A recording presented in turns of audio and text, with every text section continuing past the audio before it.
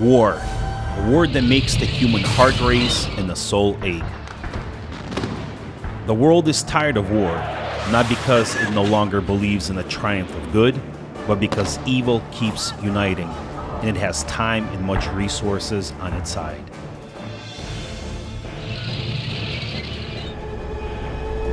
For more than 11 years, Ukraine has been enduring the crucible of suffering.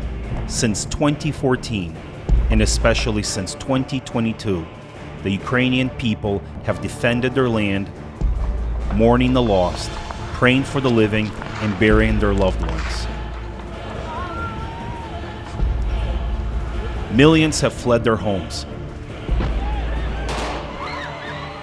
Hundreds of thousands have died, and yet the nation still stands. There can be no justification for war.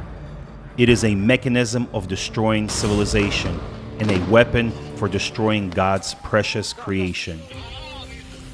It is unbearably painful when the enemy destroys your home, a home built through the sacrifice of your ancestors. When you witness churches being burned, pastors abducted, and worship outlawed in occupied territories, you just want to close your eyes and wake up from this atrocious nightmare.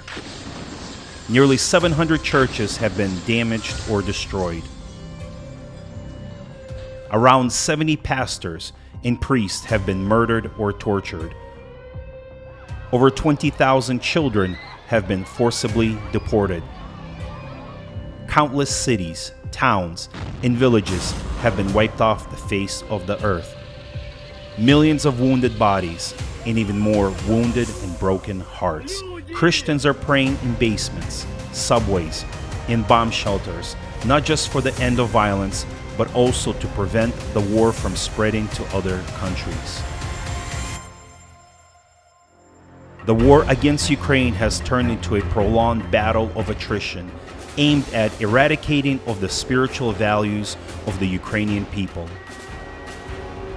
Along the 1,500-kilometer front line, Ukrainians stand between the free world and a new axis of tyranny, Russia, reinforced by Iranian drones and North Korean shells.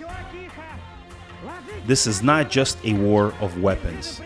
It is a global spiritual confrontation between light and darkness, freedom and oppression, life and death. Dictatorial regimes have formed a terrorist alliance that seeks not only to destroy Ukraine and to block Ukraine's ports, threatening famine for more than 400 million people worldwide. The axis of evil is gathering strength to strike in other regions too.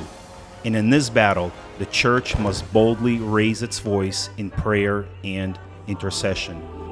Join us. Your prayers and support for Ukraine will usher in victory of light over darkness.